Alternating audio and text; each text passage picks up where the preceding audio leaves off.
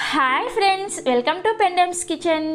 పెండెమ్స్ కిచెన్లో ఈరోజు వీడియోలో బియ్యం లేకుండా జొన్న పిండితో టేస్టీగా అండ్ హెల్దీగా స్పాంజీ లాంటి ఇడ్లీలని అండ్ క్రిస్పీ దోశల్ని ఎలా వేసుకోవచ్చో ఈ వీడియోలో చూపించబోతున్నాను. బరువు తగ్గాలనుకునే వారు కానీ లేదంటే హెల్దీగా బ్రేక్ఫాస్ట్ తినాలనుకునే వాళ్ళు కానీ ఈ విధంగా జొన్న పిండితో ఇడ్లీలని అండ్ దోశలు ప్రిపేర్ చేసుకొని చూడండి. టేస్ట్ చాలా చాలా బాగుంటాయి అండ్ టేస్టీగా తిని ఆరోగ్యంగా కూడా ఉండొచ్చు. సో ఇక లేట్ చేయకుండా ఈ జొన్న పిండితో దోశలను ఎలా వేసుకోవాలో ఈ వీడియోలోకి వెళ్ళి చూసేయండి. ఈ జొన్న పిండితో ఇడ్లీలని అండ్ దోశలు ప్రిపేర్ చేసుకోవడానికి ఫస్ట్ ఇలా ఒక గిన్నెని తీసుకొని అందులోకి అరకప్పు మినపగుళ్ళని వేసుకోండి అండ్ అలానే అరకప్పు అటుకుల్ని వేసుకోండి. నేను ఇక్కడ కొద్దిగా మందంగా ఉండే అటుకులను వేసుకుంటున్నాను. మీరు కావాలంటే పలుచగా ఉండే అటుకులను కూడా వేసుకోవచ్చు. మీ దగ్గర ఎలాంటి అటుకులు ఉన్నా కానీ వేసుకోవచ్చు. అటుకులు లేని వాళ్ళు మాత్రం ఏం చేయాలో నేను ముందు వీడియోలో చెప్తాను. తర్వాత ఇందులోకి 1 టీ స్పూన్ మెంతులను వేసుకోండి. ఇలా అరకప్పు మినపగుళ్ళు, అరకప్పు అటుకులు అండ్ 1 టీ స్పూన్ మెంతులను వేసుకొని వీటిని శుభ్రంగా 2-3 సార్లు నీళ్ళతో కడగండి. ఇలా శుభ్రంగా కడిగిన తర్వాత ఆ నీళ్ళన్నీ కూడా వంపేసి మళ్ళీ తిరిగి ఇందులోకి మీరు తాగే మంచినీళ్ళను పోసుకోండి. ఇలా తాగే మంచినీళ్ళను పోసుకొని నానబెట్టుకుంటే మనము గ్రైండ్ చేసుకునేటప్పుడు ఇదే నీళ్ళని యూజ్ చేసుకోవాలన్నమాట. సో అందుకని మీరు తాగే మంచినీళ్ళను పోసుకొని ఈ మినపప్పుని అండ్ అటుకుల్ని 1-2 గంటల సేపు నానబెట్టుకోండి చాలు. మరీ ఎక్కువగా నానబెట్టుకోవాల్సిన అవసరం లేదు. మీకు టైం ఉంటే 2 గంటల సేపు నానబెట్టుకోండి, లేదు టైం లేకపోతే 1 గంట సేపు నానబెట్టుకున్నా కానీ సరిపోతుంది. ఇక్కడ నేను మీకు 2 గంటల సేపు మినపప్పుని అండ్ అటుకుల్ని నానబెట్టిన తర్వాత చూపిస్తున్నాను. చూసారా, మనకి చక్కగా నానిపోయాయి. ఇప్పుడు వీటిని గ్రైండ్ చేసుకోవడానికి ఇలా ఒక మిక్సీ జార్ని తీసుకొని అందులోకి నానబెట్టుకున్న మినపగుళ్ళని అండ్ అటుకుల్ని మనం నానబెట్టుకున్న నీళ్ళతో సహా వేసేసుకోండి. ఒకవేళ నీళ్ళు ఎక్కువ అనిపిస్తే కొద్దిగా తీసేసేయండి, మధ్యలో గ్రైండ్ చేసుకునేటప్పుడు యాడ్ చేసుకోవచ్చు. ఒకేసారి ఎక్కువగా వేసుకొని గ్రైండ్ చేసుకున్నారంటే మనకి పిండి అనేది బాగా లూజ్ అయిపోతుంది అనమాట, సరిగా నలగదు. అందుకని చూసుకుంటూ మధ్యలో పోసుకోవచ్చు. ఇలా నానబెట్టుకున్న మినపగుళ్ళని అండ్ అటుకుల్ని వేసుకున్న తర్వాత ఇందులోకి మీ రుచికి సరిపడా ఉప్పుని వేసుకోండి. వేసుకొని ఈ పిండిని బాగా మెత్తగా కాటుకులాగా గ్రైండ్ చేసుకోవాలి. ఇక్కడ నేను మీకు గ్రైండ్ చేసిన తర్వాత చూపిస్తున్నాను. చూసారా, ఇలా మెత్తగా గ్రైండ్ చేసుకోండి. ఇలా గ్రైండ్ చేసుకున్న తర్వాత ఇప్పుడు ఇందులోకి 2 కప్పుల జొన్న పిండిని వేసుకోండి. అరకప్పు మినపగుళ్ళు అండ్ అరకప్పు అటుకులు కలిపి మనకి 1 కప్పు అయ్యాయి కదా. సో ఆ 1 కప్పుకి 2 కప్పుల జొన్న పిండిని వేసుకోవాలి.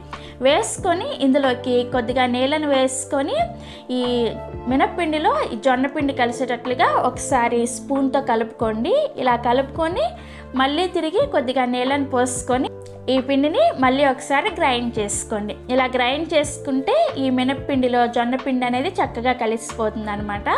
ఇక నేను మీకు గ్రైండ్ చేసిన తర్వాత చూపిస్తున్నాను. చూసారా, గ్రైండ్ చేసుకున్న తర్వాత పిండి పైన ఇలా నొరగల్లాగా వస్తే మనకి పిండి అనేది పర్ఫెక్ట్గా గ్రైండ్ అయ్యేటట్లే. ఇలా గ్రైండ్ చేసుకున్న పిండిని ఒక గిన్నెలోకి వేసుకోండి. అండ్ పిండి కన్సిస్టెన్సీ కూడా చూసారా, మనకి ఈ విధంగా ఉండాలి. సో ఇలా గిన్నెలోకి వేసుకున్న తర్వాత దీని మీద ఒక మూతను పెట్టేసి ఈ పిండిని ఒక రాత్రి అంతా కూడా అలా వదిలేసేయండి. ఈ పిండిని కనీసం ఒక 8 నుంచి 10 గంటల సేపు పులియబెట్టుకోవాలి. అప్పుడే మనకి ఇడ్లీ అయినా దోశ అయినా చాలా చక్కగా వస్తాయన్నమాట. నేను ముందు రోజు నైట్ గ్రైండ్ చేసేసుకొని నెక్స్ట్ డే ఉదయాన్నే మీకు చూపిస్తున్నాను. చూసారా, మనకి పిండి చక్కగా పులిసింది. ఇప్పుడు ఈ పిండిని ఎలా పడితే అలా కలిపేయకుండా గరిటతో ఒకే డైరెక్షన్లో కలుపుకోండి. ఇలా కలుపుకోవడం వల్ల పిండిలో ఏర్పడిన ఎయిర్ గ్యాప్స్ అనేవి పోకుండా ఉంటాయన్నమాట. ఎలా పడితే అలా కలిపేశారంటే పిండిలో ఏర్పడిన గాలి అంతా పోయి ఇడ్లీలు గట్టిగా వచ్చేస్తాయి. సో అందుకని ఇలా ఒకే డైరెక్షన్లో కలుపుకొని ఇందులో ఆల్రెడీ మనం సాల్ట్ వేసేసుకున్నాం కాబట్టి ఇంకేమీ వేసుకోవాల్సిన అవసరం లేదు. మీకు ఒకవేళ పిండి కొంచెం గట్టిగా ఏమన్నా అనిపిస్తే కొద్దిగా నీళ్ళని వేసుకొని కలుపుకోండి.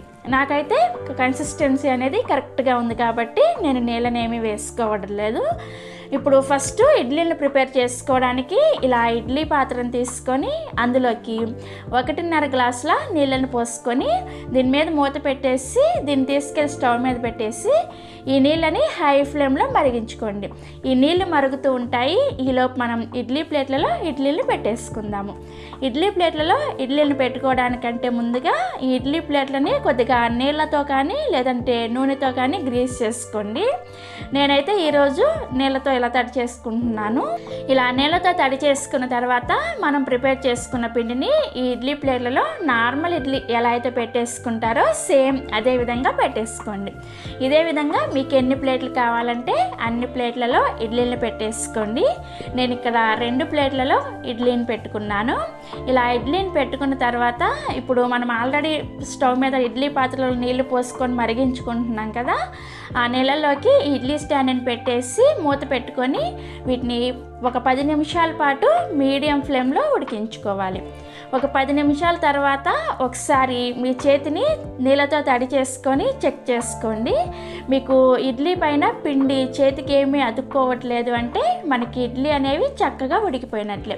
ఇప్పుడు ఈ మూతని ఇలా కొద్దిగా పైన పెట్టేసి ఒక 2 నిమిషాల పాటు ఇడ్లీని అలా వదిలేసేయండి.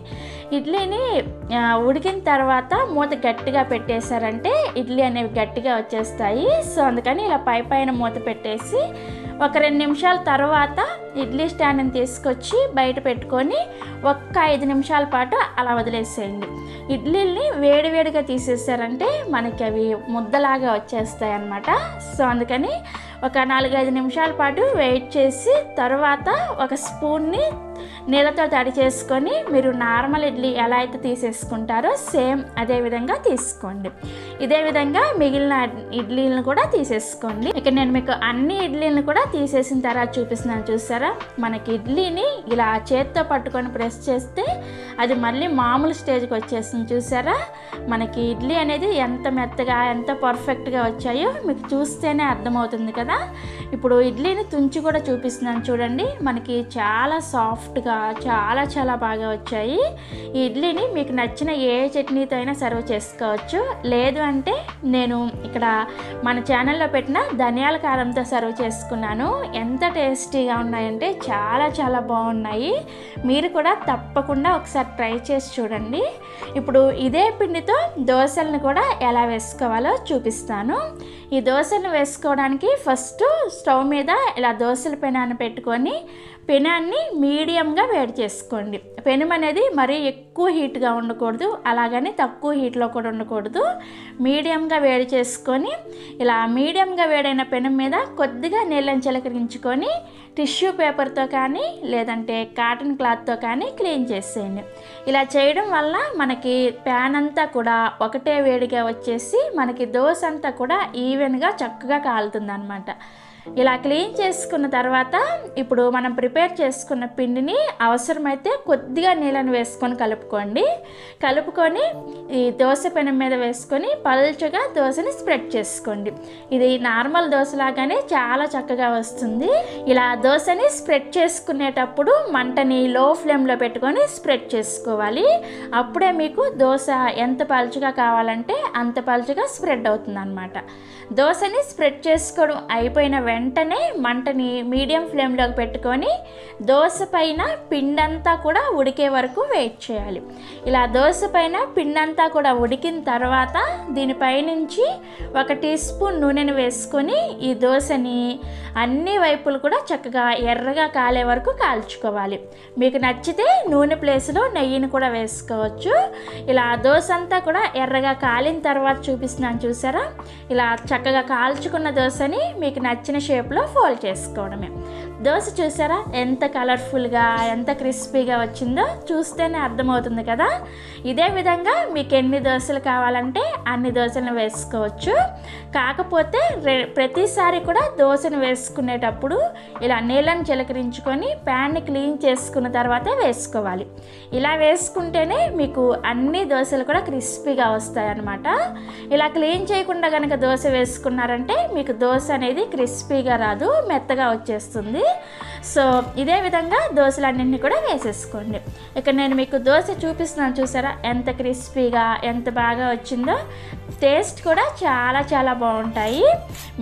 మీకు నచ్చిన ఏ చట్నీతో సర్వ్ చేసుకున్నా కానీ చాలా టేస్టీగా ఉంటాయి అండ్ చాలా చాలా హెల్తీ కూడా. ఈ పిండిని ప్రిపేర్ చేసుకునే ముందు అటుకులు లేని వాళ్ళు ఏం చేయాలో చెప్తానని చెప్పాను కదా. మీరు మినపప్పును గ్రైండ్ చేసుకోవడానికి మిక్సీ జార్లో వేసుకునేటప్పుడు అందులోకి అరకప్పు ఉడికించిన అన్నాన్ని వేసుకొని గ్రైండ్ చేసుకోండి, సరిపోతుంది. సో అటుకులు లేని వాళ్ళు లేదంటే అటుకులు వేసుకోవడం ఇష్టం లేని వాళ్ళు ఇలా ఉడికించిన అన్నాన్ని వేసుకొని కూడా ఈ పిండిని ప్రిపేర్ చేసుకోవచ్చు. అండ్ అలానే ఈ పిండి 2 రోజుల పాటు ఫ్రిడ్జ్లో పెట్టుకుంటే ఫ్రెష్గా ఉంటుంది అనమాట. సో చూసారు కదా, ఈ జొన్న పిండితో ఇడ్లీల్ని అండ్ దోశల్ని ఎలా ప్రిపేర్ చేసుకోవచ్చో. చాలా చాలా హెల్దీ బ్రేక్ఫాస్ట్ రెసిపీ. మీరు కూడా తప్పకుండా ఒకసారి ట్రై చేసి చూడండి. ట్రై చేస్తారని అనుకుంటున్నాను. ట్రై చేసిన తర్వాత మీకు ఎలా వచ్చాయో కింద కామెంట్ సెక్షన్లో నాతో షేర్ చేసుకోండి. అలాగే ఈ వీడియో కనుక మీకు నచ్చినట్లయితే ఒక లైక్ చేసి బరువు తగ్గాలనుకునే మీ ఫ్రెండ్స్కి షేర్ చేయండి. అలాగే మరిన్ని Emmy tasty and quick recipes కోసం పెండెమ్స్ కిచెన్ని సబ్స్క్రైబ్ చేసుకోండి. Thanks for watching.